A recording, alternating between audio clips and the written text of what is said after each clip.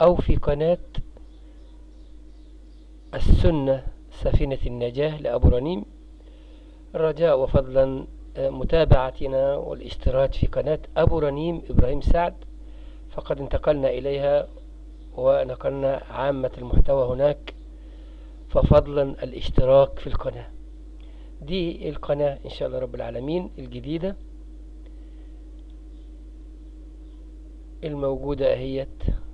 عملنا بعض فيديوهات أو وضعنا عليها بعض فيديوهات، لكن العمل والنشاط هيكون عليها. دي الفيديوهات، الصفحة الرئيسية، ودي الفيديوهات.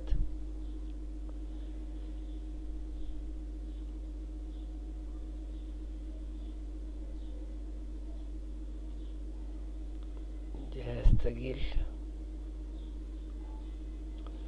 وده البث المباشر اللي فيها إن شاء الله رب العالمين. فرجاء الاشتراك يرحمكم الله، فضلا لا أمرا. وبارك الله في الجميع، والعمل على نشر هذه القناة إن شاء الله، لأن نشاطنا هيكون عليها على طول إن شاء الله.